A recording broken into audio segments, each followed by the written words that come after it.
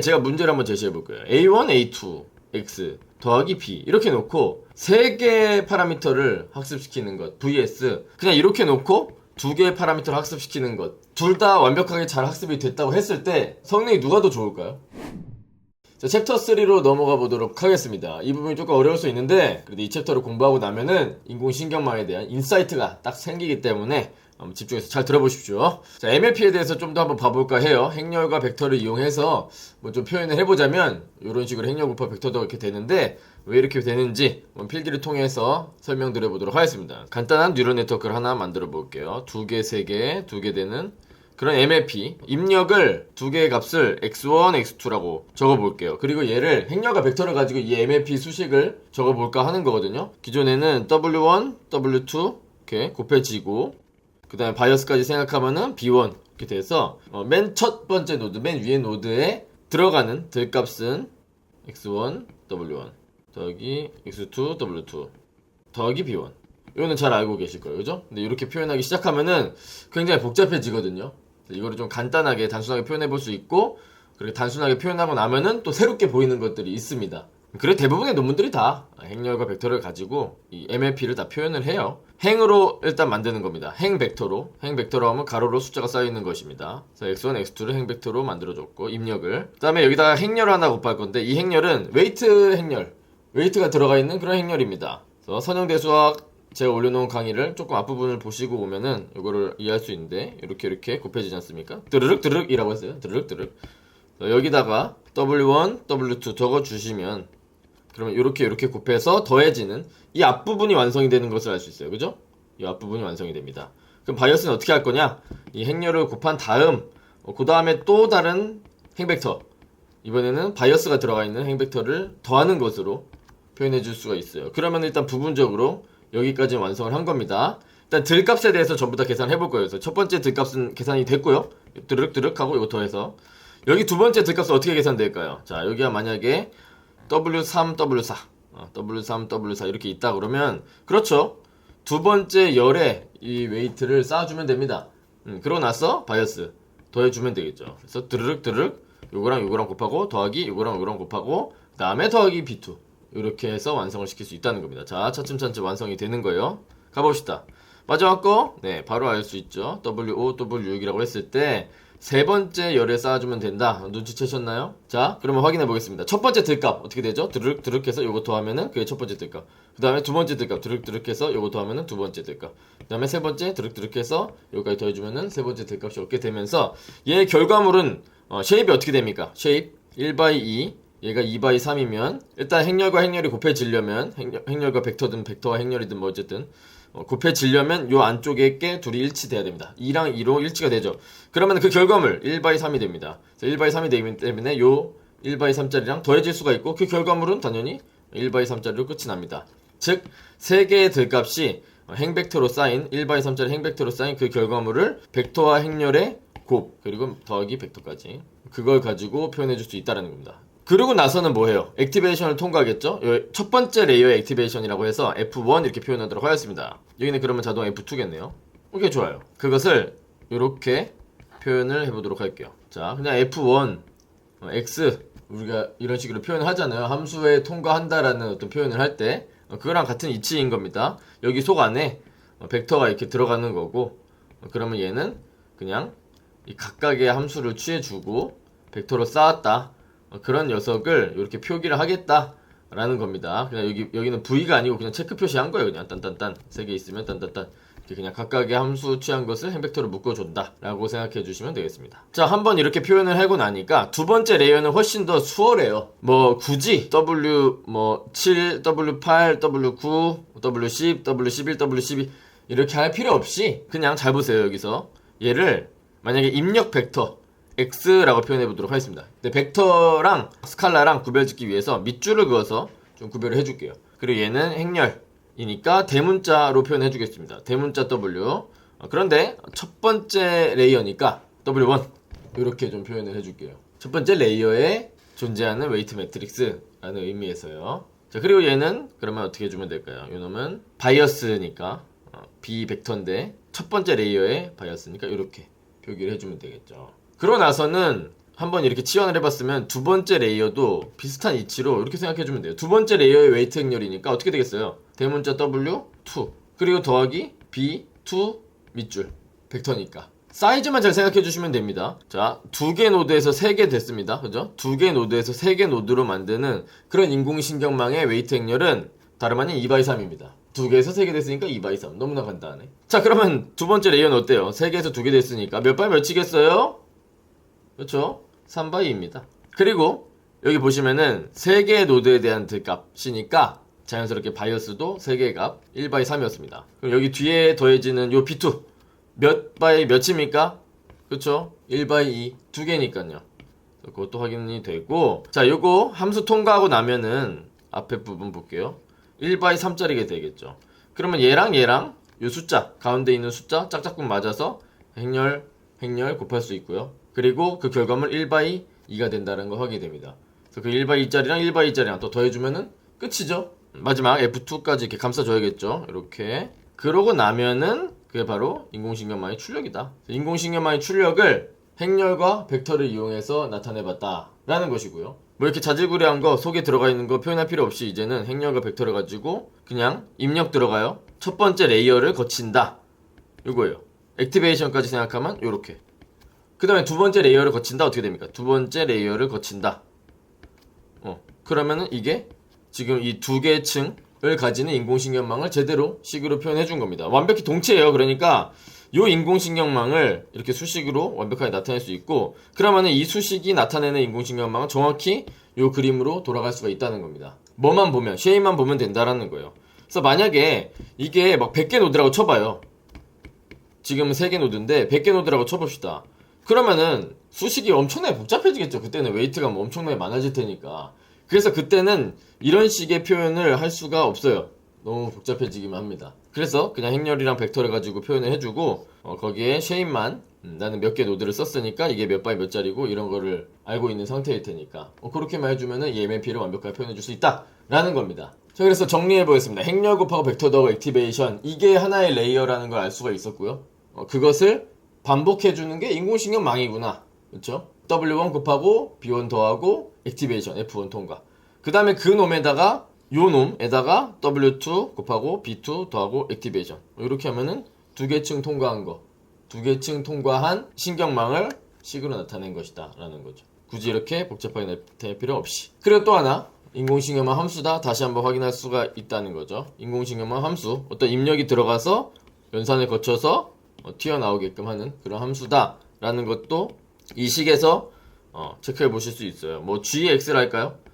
X라는 입력이 들어가서 어쩌고 이런 과정을 거쳐가지고 출력을 얻어낸다 라고 해서 X벡터로부터 과정을 거쳐서 얻어내는 그런 함수다라는 거 다시 한번 확인이 됐습니다.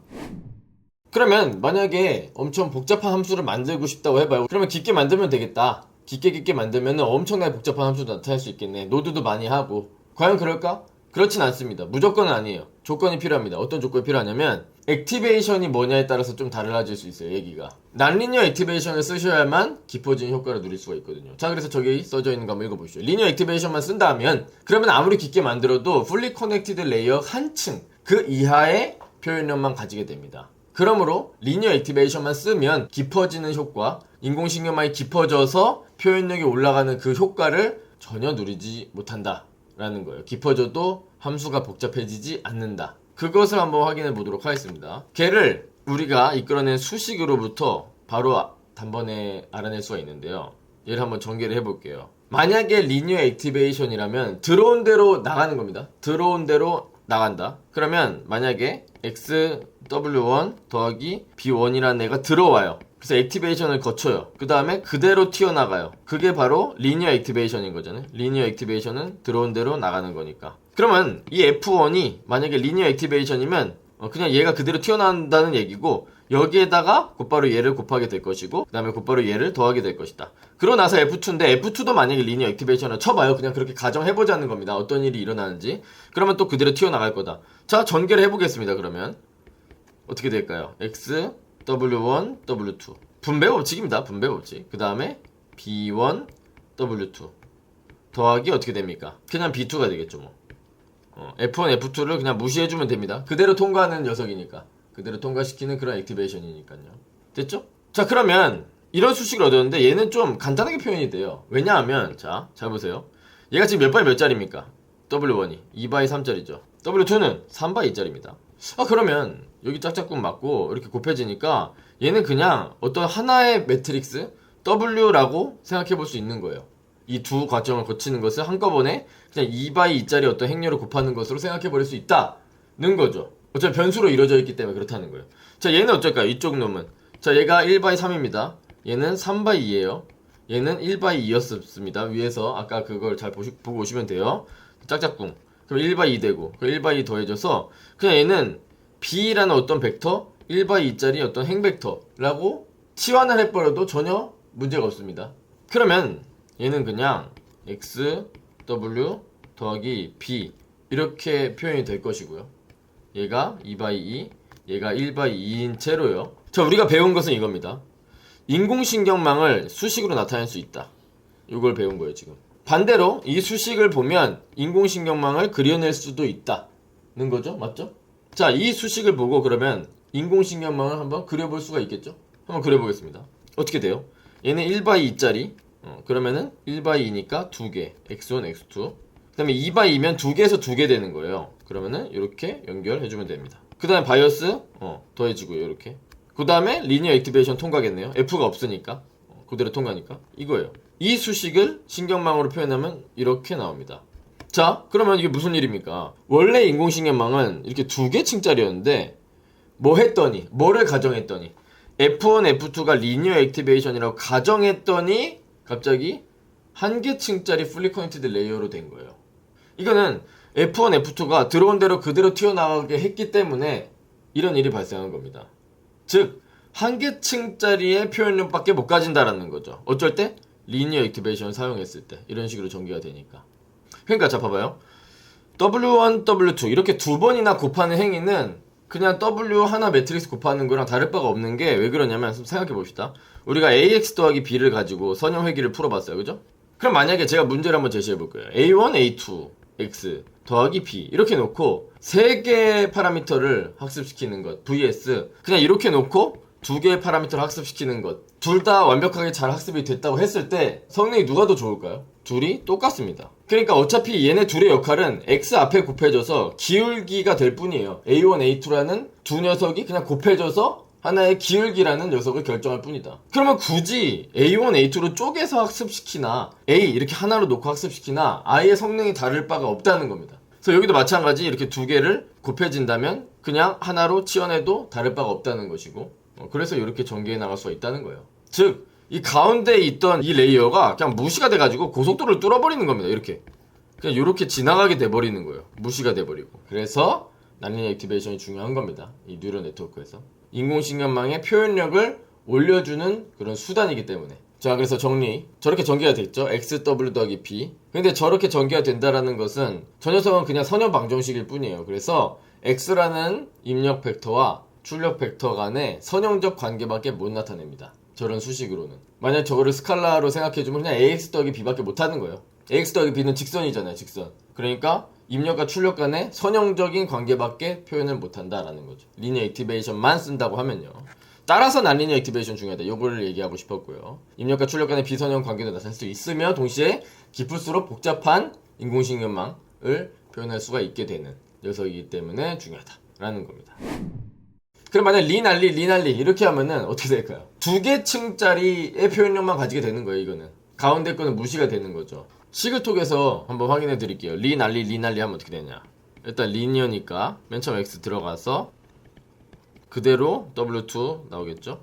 리니어 하나 통과시킨 거예요. 그 다음에 난리니어 한번 나와요. F1 묶어요. 그 다음에 이렇게 들어갑니다. 그 다음에 또 리니어라면서요. 그러면은 이렇게 될 것이고, 그 다음에 마지막에 리날리 이렇게 가니까 그래서 마지막 녀석도 난리니어 액티베이션을 씌워줄 수 있습니다. 자, 근데 똑같은 이치로 전개를 해보잖아요. 그럼 여기 안쪽 한번 봅시다. X 이 두 개 곱해진 거 나오죠, 그죠? 아까랑 똑같은 방식입니다. 요거 한뭉탱이, 요거 그냥 바이어스 한뭉탱이에요. W 뭐 1 프라임이라 하자. 얘는 B1 프라임이라 하자. 그리고 F1이 묶입니다. 이렇게. 그 다음에 W3, B3, W4, B4 있고 F2 이렇게 묶이니까 이번에는 요 안쪽에서 얘네끼리가 또 곱해지게 됩니다. 또 굳이 전개를 해볼게요. 그래도 확인차 이렇게 놓고 W3, W4 더하기 B3, W4 더하기 B4 뭐 같은 방식입니다. 그래서 얘를 뭐 W2 프라임이라 쳐, 얘를 B2 프라임이라 쳐, 치환해버려. 그러면은 얘 전체는 그냥 자 이걸 보고 그대로 또 그림을 그려볼 수 있겠죠? 그러면 얘는 결국 그냥 2개 층짜리 뉴런 넷이라는 걸 알 수 있어요. 뉴런 네트워크 하나 층 통과, 그 다음에 그 통과한 녀석을 또 두 번째 층 통과, 이렇게 식이 되는 거니까 그래서 그냥 2개 층짜리 인공신경망이다 라는 거죠. 아 그러면 리니어 액티베이션 그냥 갖다 버리라는 얘기냐? 다시는 볼 일 없이 하라는 얘기냐? 아닙니다. 그건 아니에요. 써야 할 곳이 어디인가는 조금 생각해 볼 필요가 있습니다. 일단 첫째, 선형 회기 풀 때 마지막 층에 리니어 액티베이션을 사용합니다. 왜? 회기 문제 그냥 풀 때는 마지막 층에 리니어 액티베이션으로 빼는 것을 여러분들 뭐 경험적으로 알고 있을 겁니다. 그래야 마이너스 무한대부터 무한대 값을 얻을 수 있으니까. 그게 이유예요. 단순하죠. 근데 이런 반박을 하실 줄 알아야 돼요. 마이너스 무한대부터 무한대까지 얻으면서 난리니어리티도 얻을 수 있는 방법을 나는 안다. 그런 액티베이션 나는 제안해낼 수 있다. 혹시 뭐 떠오르는 거 없어요? 뭐 예를 들면 x 세제곱 어때요? 마이너스 무한대부터 무한대 다 튀어나옵니다. 이런 녀석을 액티베이션 사용한다면? 그러면 굳이 리니어 액티베이션 안 쓰고 얘는 난리니어리티도 가지면서 마이너스 무한대부터 무한대까지도 얻을 수 있으니까 더 좋은 거 아니냐 이렇게 생각할 수 있어요. 뭐 문제점이라기보다는 구태여 얘를 쓸 필요가 있겠냐라는 생각이 들어요. 만약에 난리니어리티가 너무 딸려가지고 마지막 층에서까지 그런 x 세제곱을 써야 되는 거라면 뭐 써야 되겠지만 굳이 그럴 필요 없이 만약에 100층짜리 뉴럴 넷이 있다 쳐요. 100층짜리. 근데 그게 99층은 난리니어리티고 마지막 한 층은 리니어 액티베이션을 사용한다 쳐요. 회귀 문제를 풀기 위해서 마이너스 무한대부터 무한대 튀어나오게끔 하기 위해서. 근데 얘는 굳이 100층의 난리니어리티를 다 쓰고 리니어리티는 아예 안 쓰겠다는 얘기잖아요. 여기에 99는 뭐 흔히 쓰는 렐루 뭐 이런 걸 쓴다고 쳐요. 렐루 이거 뒤에서 배울 겁니다. 나머지 한 개는 제가 방금 제안한 x세제곱 같은 걸 쓴다면은 얘는 일단 그라디언트에도 좋진 않은 영향을 줄 것 같고요. 굳이 싶은 거예요. 그냥 말 그대로 100층짜리의 난리니어리티를 가지는 어떤 그런 함수를 만들고 싶다고 쳐요. 그러면은 굳이 이 액티베이션을 다르게 마지막 거를 할 필요 없이 그냥 100층짜리 렐루를 만들고 나머지 한 층은 리니어로 주자. 그러니까 난리니어리티가 딸려서 문제면 그냥 층을 하나 더 가져가는 게 낫지 굳이 마지막 층에 마이너스 무한대부터 무한대를 출력하면서 난리니어리티까지 살려보려고 구태여 노력할 필요 없다는 거예요. 그 한 층의 난리니어리티를 위해서 겨우 마지막 층 그 한 층의 난리니어리티를 위해서 그렇게까지 어떤 특이한 액티베이션을 취해서 리스크를 키울 필요가 없다는 거죠. 만약 그 100층짜리 난리니어리티가 필요하면 그냥 100층 플러스 마지막 층은 그냥 리니어 한 층 이런 식으로 만들면 되지 않겠냐라는 겁니다. 그래서 회귀 문제를 풀 때는 이렇게 마이너스 무한대부터 무한대까지 튀어나올 수 있도록 리니어 액티베이션 사용한다 라는 것이고요. 두 번째 하나 더 있습니다. 하나 더. 정보 손실을 막기 위해서. 이거는 모바일넷 버전 2라고 있어요. 모바일넷 버전 2. 이 논문을 보시면 어떤 그런 설명을 볼 수가 있는데, 자, 이런 뉴럴 네트워크가 있다고 생각합시다. 자, 5개, 뭐 2개, 그 다음에 다시 도로 5개, 그리고 뭐 점점점 이렇게 이어진다고 해봐요. 뒤로는 뭐 어떻게 생겼다 쳐. 그리고 어쨌든 줄었다가 커지는 그런 뉴럴 넷의 구조가 있다고 하면은, 만약에 여기에 난리니어리티를 넣잖아요. 그러면 정보의 손실을 가져올 수 있어요. 렐루를 아까 말씀드렸으니까 렐루를 간단히만 설명드리자면 뭐 별거 아니니까 리니어 액티베이션인데 0보다 작은 애들은 그냥 0이 튀어나오게 하는 거예요. 이게 렐루예요. 여기로 쭉 이어지면은 그러면 리니어 액티베이션인 거고, 렐루는 이렇게 꺾인 거, 0에서 이렇게 꺾인 거, 그게 렐루라는 녀석입니다. 근데 얘는 생각해보면 양수는 그대로 튀어나가게끔 해요. 1이 들어가면 1이 나가고 2가 들어가면 2가 나갑니다. 근데 마이너스 1이 들어가면요 0, 마이너스 2가 들어가면요 0. 음수는 다 제거해버립니다. 정보의 손실이 발생해요. 그래서 이럴 때는 과감하게 비선형성을 조금 포기하는 거예요. 2층에서 난리니어리티는 못 살리더라도 얘가 정보의 로스를 이야기하니까, 정보의 손실을 이야기하니까 그냥 리니어 액티베이션을 쓰자. 이 가운데 축소된 노드에 대해서는, 축소되는 층에 대해서는 정보의 손실이 많이 일어날 수 있으니까 리니어 액티베이션으로 그나마 막자라는 겁니다. 그러니까 하다 보면 피치 못하게 이렇게 줄어들어야 될 만한 상황이 있거든요. 그래서 자세한 건 모바일넷 버전 2를 보시면 되긴 하는데 어쨌든 이렇게 줄어든다고 했을 때 난리니어리티 살려보겠다고 이 작아지는 층에다가 렐로 이런 거를 껴넣으면 이 음수 정보가 다 날아가 버리니까 어떻게 보면 숫자의 반이 사라지는 거 아니겠습니까? 음수 양수 반반이라고 하면 그렇기 때문에 이 축소되는 레이어에서는 그냥 리니어 액티베이션을 그대로 튀어나가게끔 해서 정보의 손실을 조금 막아보자, 방지해보자 라는 겁니다. 그래서 요럴 때는 뉴럴 네트워크 중간에 리니어 액티베이션 사용하기도 한다 라는 거예요.